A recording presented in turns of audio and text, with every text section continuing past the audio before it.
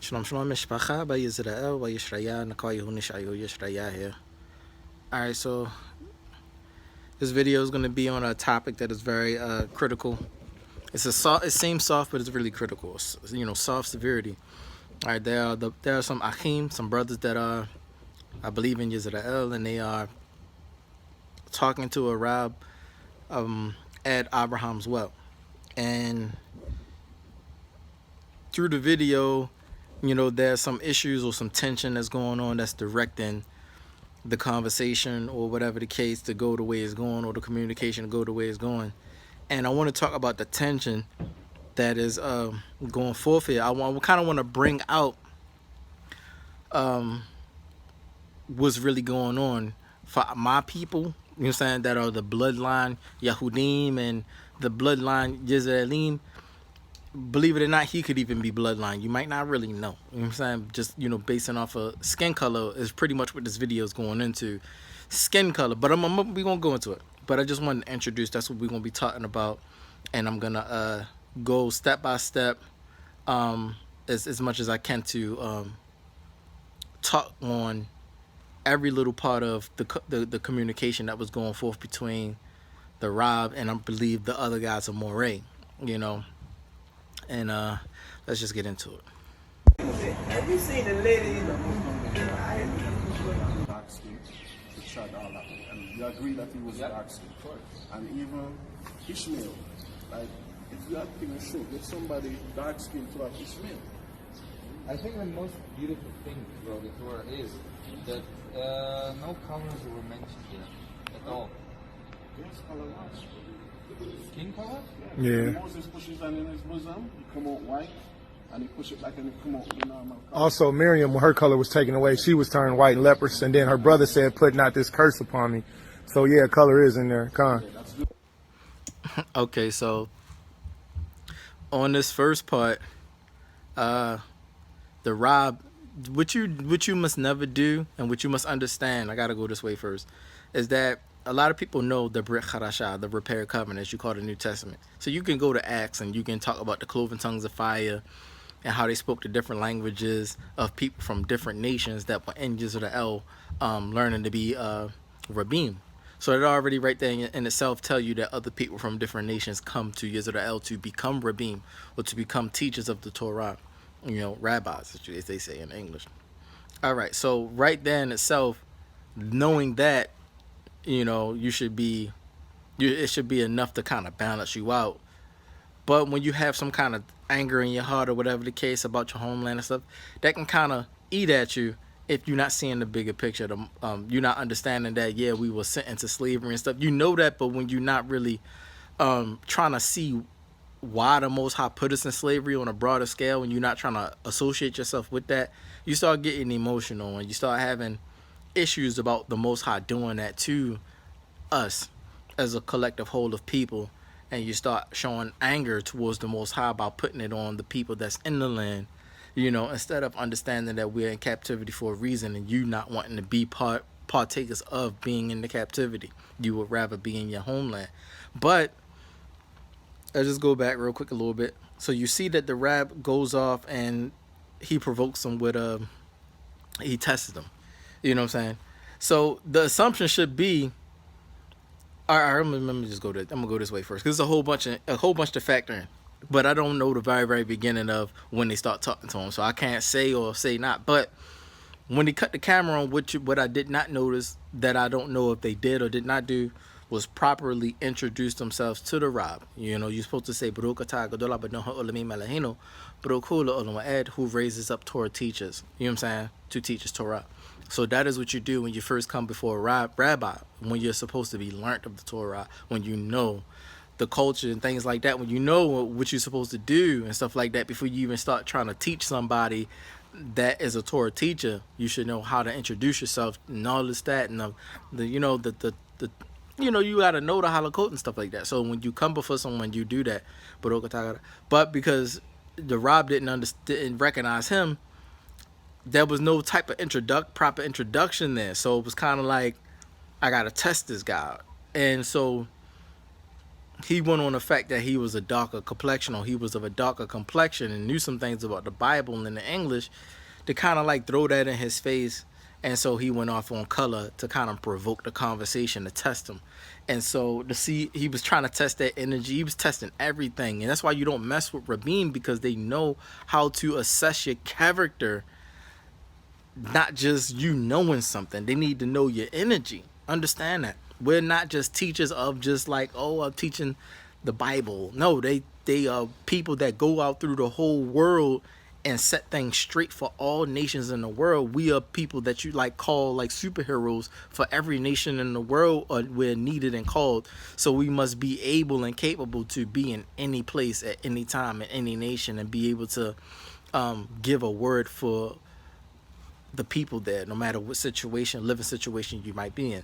So you can't have a biased approach towards the Torah. So when he came about, he wanted to see if they were like the typical Hebrew Israelites. And so, you know, he came at him. First thing you noticed was the shirt was too short with the fringes and or whatever the case. And two, he didn't introduce himself properly to the Rab. You know, he kind of disrespected his position in a way of not introducing himself. You know, you got to know certain things, you know, before you come at. And then the third one, when he was just coming straight at him, he came at him too hard, as if he disrespected the Rab. He didn't stop and look at him like, you got to know that. He came at him like, you definitely don't know that. But he also was going at the energy that he was angry. Maybe he might be an enemy trying to keep the land and not allow them to come back home, and not properly try to see that thing on a balanced level, to see that maybe he's hemmed up in a way to not be able to say what he really want to say. So he kind of like felt more comfortable to present that question, you know, who are you really? Just because you are darker complexion, don't use that as a source of why you need to come back into the land of Israel. Oh, I'm dark, and that's your reason to come back home? Why we get kicked out then? You know what I'm saying? We dark as I don't know what, but our ancestors got kicked straight out. Evil as I don't know what dark, knowing the Torah. You know what I'm saying? So it's not just that as the source, and we already know that the scriptures say a people that are not the people will provoke us to jealousy. Okay? And the only reason they will provoke you to jealousy is if your character not right. You know what I'm saying? It will be envy, but it can't really be envy. It's more like the Most High is accepting a different people, or a certain group of people who want to love him.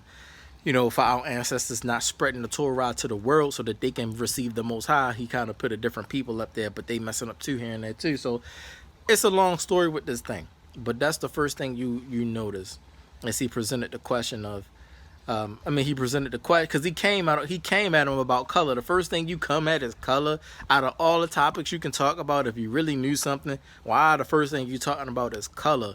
And so that's like an attack, or like, get out of my land is really what you're trying to say. But that's stupid. Like I said, you know what I'm saying? Many people came to Israel to learn of the Torah. So you following the same patterns. There's a disguise there that shows that all in all, your heart would do the same pattern as your ancestors, to kick people out of your land that you feel don't belong there, instead of allow them to come in and learn the ways of the Most High, because you want to teach a certain way that you want to teach. And you see it just in today's time, how they are. If they weren't slaves and they were free, what they would still do.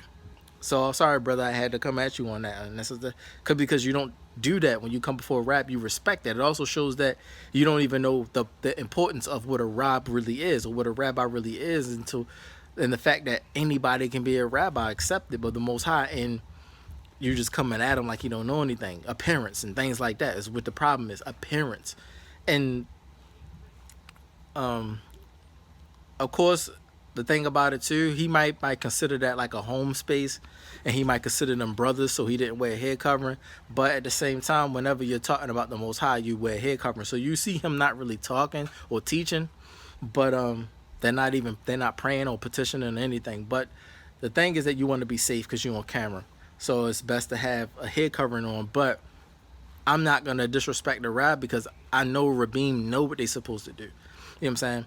And there could be little bits and pieces here that could be different of how they see something. But yeah, they both didn't have head covers on when they were prophesying, as in a way of saying talking about the Most High. You know, giving forth information about the Most High is considered prophesying. And when you pray, you're supposed to also have a head covering on. You're not supposed to have anyone else covering you. I'm not going into that right now, but yeah, you're supposed to have something on your head to symbolize that you're being represented by the Most High. You're not supposed to cover your head like a woman, though. Anyway, all right, now let's go to the next part. But before we go to that, so you saw the guy in the back too with the camera, how he jumped in and teamed up on him, like, yeah, cause da da da da. You know what I'm saying? The assumption that he don't know, and they not looking at his humility and his meekness as like he's just trying to test them out. They automatically going looking at him with one viewpoint, like get out of my land type of viewpoint. All right, so it says something. You know, there's no balance.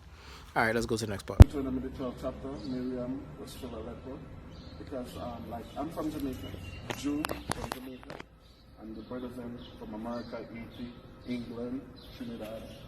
So, we see it like it's unbalanced. Because we know all those people back then was dark, and it is everybody here would admit that. But now we come and we see something, and everything is just like whitewashed. So like that's what I wanted to ask about that president. Which president was that? About the Anwar Sadat president? Yeah, which president was he again? Because I need help for my edification. He was the Egyptian president. Right. Was he the president, you said, before Abdul? No, after him. After? Do you remember the quote that he gave? The speech? Well, he said that you left here black and came back white. He said, we cannot accept you and never live here in peace when he was speaking about the Jewish nation. Do you remember that speech? The one before him. Yeah, the one before him carried that speech. Okay. And this was before the war. All right, so this next part you see where it goes on and on, where he's talking about Miriam, and then they branch off, and then the guy in the background, he pulls out, do you remember a quote from so-and-so? And he's like, oh, the speech, blah, blah, blah.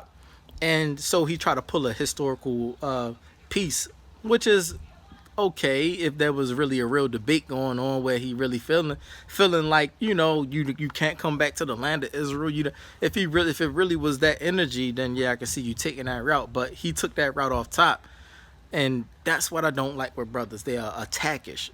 You know what I'm saying? They just want to devour you and destroy you and have power over you, whereas though they're not really being pious. There's no unity in that energy because they're still dogs, slave dogs to the slave master, with that slave master energy attacking the people of Israel, trying to knock them down, but they're using their own slaves. Them not realizing that they're being used, just happy that the fact that they know they're the people, but not fully understanding the ins and out of what being the people requires and what that mean. They're not fully understanding the picture of the Most High. They going on being used to be attacked. To attack other people that are in the land to try to bring about the agenda of America further. They're just being used. Not understanding. That's another part I want to say. It probably wasn't for me to say. It was a deeper part that I wanted to say about that. Yeah, but that's really what the energy is. So anyway, what he was saying was that, oh, you left black and came back white. All right. Now, again, he uses color as a source of reason to shut someone down. There was no quote of piety. So you see where the focus was on color. That is important. It is important now because what had happened through history, they changed the color. So that's a critical part, a piece of a critical part. But the most critical part, all in all out of everything, is the piety of the people, the piety of the person that you quote. What did he quote that was pious, or that was pure, or that was holy, that's applicable for all people in the world for us to learn from? It shows that you're picking out things or cherry picking things that have no real sense to the point or purpose of what the Most High need. He's going to use whoever he got to use to get his job done, or to get his holiness brought forth into the world. But because our ancestors couldn't do it, and a lot of our people still showing the same patterns of that same energy of our ancestors, of hatred and self-centeredness, and the Torah is only for us and it's not supposed to be spread out, and hate Esau, Edomites type crap. You can't spread the pure word of the Most High, who made all things to all people, because you looking at the Most High like we're the all people, and not all people that's his all people. Like you're cherry picking and being selective because you want to conquer something. It's not really necessarily conquer something. It's like, it's borderline, because you want to take back what's yours, but you also want to keep people from getting to the Most High. Like, it don't make sense. The reason that we was even used as the people was to spread the Torah to the rest of the world. You gotta understand that. So you can't keep cherry picking on color or whatever. So next part. Seven. I This mean, was but before the Jack, Yom the same Kippur War. speech that you in too. Who did? So I'm just asking, like, you work here, like, what's the future? What changes you all see? Because we know Abraham was dark skinned. We know Solomon 1 verse 5, Solomon till he was dark skinned. If you are Jeremiah 8:21, he told her, Jeremiah, Job 30:30, all they were dark skinned. But no, it's just like if we're building a better foundation and if we're building on truth, where do we stand in that history? I actually do agree with you that most of it is not a fair representation of it.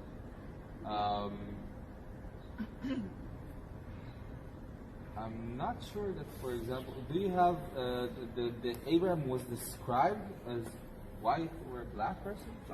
Yeah. They all were dark skinned.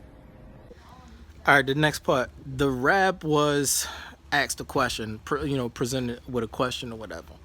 And the rab was wise to not even answer the question.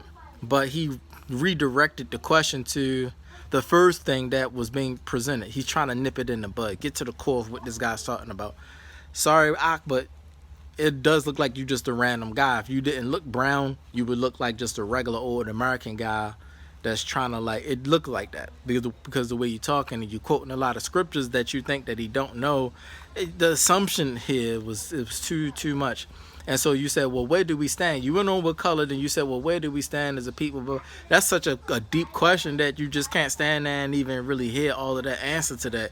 So the rab was wise to not even try to take that route to answer that question. Then the next part of that was he redirected it back to the issue of, so Abraham was described, as a white, was described as a white person or a black person. He went back to the color issue. And the reason that he did that was because it was a disrespect to English. It was more like a shot at the people behind him. So now he's coming at the people that's puppeting him, the slave masters, creating an English language to call them black when they're not black, they're brown. You know what I'm saying? Or white. There's no such thing as white. It's pink and different colors of red. And King David was even described as ruddy or brown or caramel complexion. Anything but black. Nobody was ever described as black. There was descriptions of brown, descriptions like bronze burnt in a fire, which is a darker brown or look a brownish color. There was never somebody described as black. Black is described as death, azazel. White is described as what? White, emptiness or blankness or whatever.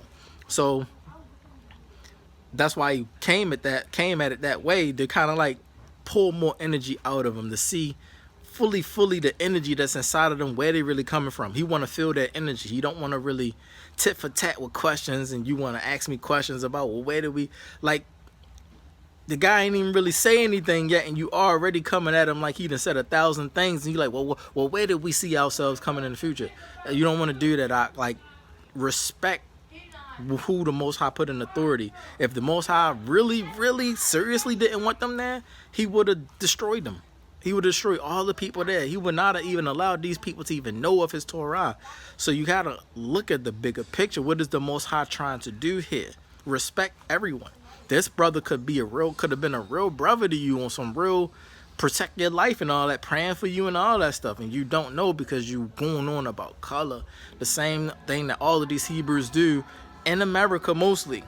They gotta be seasoned enough to see beyond color. The reason they go that way is because of the oppression and the suppression and the depression and depravity of being free and not having anything, nothing to cleave to, and wanting to come back home. But the thing about it is, you can't move or do anything for the Most High if your heart and your mind is not right. Like, you can't want to come back to Israel just because your color. Want to come back to Israel because you want to do what the Most High desire. You want to learn of his way, what pleases the Most High Father, and all things that you can learn to possibly please the Most High Father while you're still on earth. Talk about that, not color. Because when you learn that, you can reach the entire planet with whatever you learn, and that can be applicable for everyone. So now you can not only just be in Israel talking, you can be in America talking, or China, or wherever, and you can bring about people to serve the Most High Yah. Because what's going on is that, like, once you get back in the land, you're gonna be sitting back comfortable, and there's gonna be issues going on in the world again that you're not gonna want to get up and go handle. You're gonna be like, man, forget them. They goyim, they Gentiles, da da da. Like how brothers be now in captivity. Show you how they be when they free. How they treat each other, how they treat their own brother, how they real strict now, real cut-offish and stuff like that. You gotta look at that.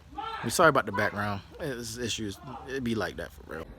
Earlier, you agree that they were to travel that far from all of Yeah, he's from Iraq. in Iraq to travel to the Although desert. actually there is also I mean, the Ishmael in the movie was white. You know what color Ishmael is.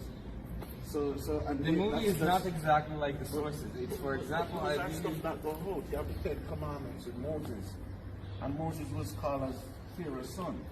And then they show you a movie in Hollywood where Moses was white. I think you're right.